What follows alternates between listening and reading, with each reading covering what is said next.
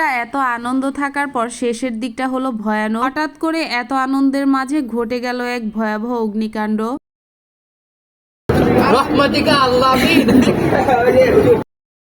প্রতিটা মানুষেরই কিন্তু স্বপ্ন থাকে নিজের একটা বাড়ি হবে, আর এই নতুন বছরে নিজের বাসায় ওঠা কি যে আনন্দের একটা ব্যাপার। কোটি টাকা খরচ করে ফ্ল্যাট করেছে, আর যদি নতুন বছরে না ওঠে তাহলে কি হয় বলেন। যাই হোক, আজকের এই 31st নাইটে আমাদের ইনভাইটেশন ছিল আমার খালামনির বাসায়। আমরা সবাই কিন্তু চলে আসছি।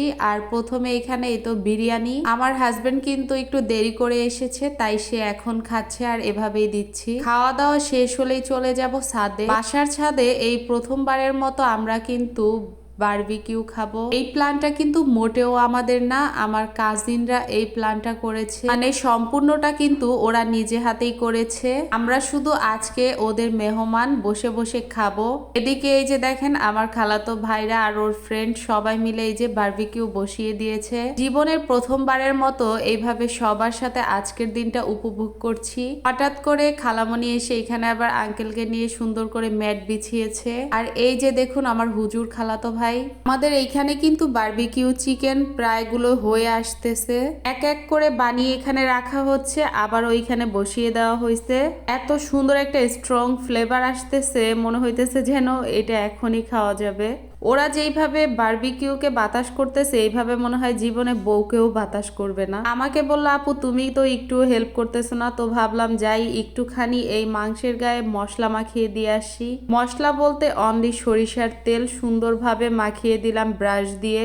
এত যত্ন সহকারে বানানো হচ্ছে, দোকানের থেকে বেস্ট তো হবেই, তাই না? আমি এই বারবিকিউর সামনে গিয়ে বসার পর মনে হইতেছে যেন আমার নাকটা একদম ঘ্রাণে বাস্ট হয়ে যাইতেছে। এরপরেই তো এটা বসিয়ে দিয়ে আমরা আবার চলে গেলাম সবাই মিলে একটুখানি ফান করার জন্য। এটা কিন্তু আমাদের একদম পিচ্চি খালাতো ভাই ছিল, এখন মাশাআল্লাহ বড় হয়ে গেছে। এরপর আমার খালামণি আর আমি খাইতেছি পান, এগুলো নিয়ে আসছে আমার হাজবেন্ড। তো খালামণি বলতেছে তাড়াতাড়ি দে পান খাবো। আর এই যে দেখেন মাশাআল্লাহ আমার সুন্দরী খালামণি, এই কিন্তু মাশাআল্লাহ অনেক বেশি সুন্দর আর যথেষ্ট মানে ভালো একজন মনের মানুষ। ইনি হলো আমার আম্মুর ছোট, আর এর ছোট আরো একজন আছেন।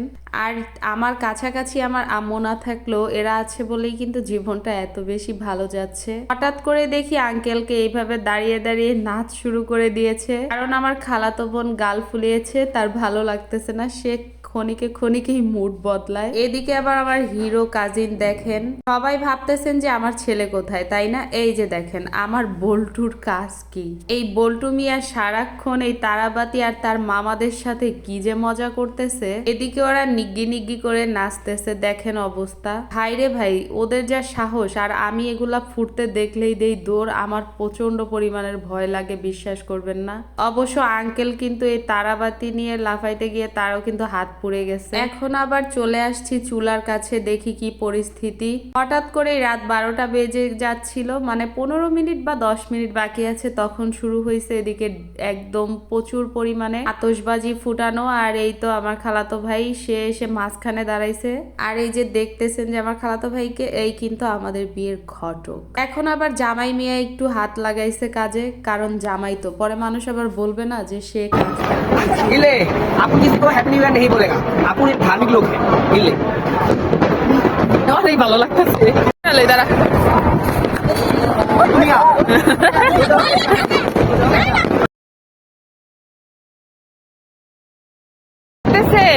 অনেক মজা।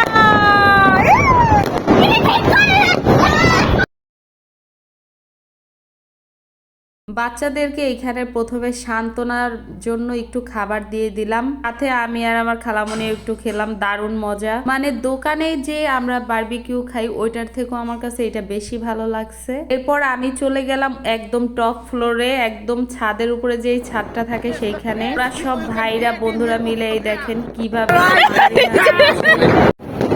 সব খাইছে। এই যে হুজুরে দেখেন কড়াই নিয়ে বসে।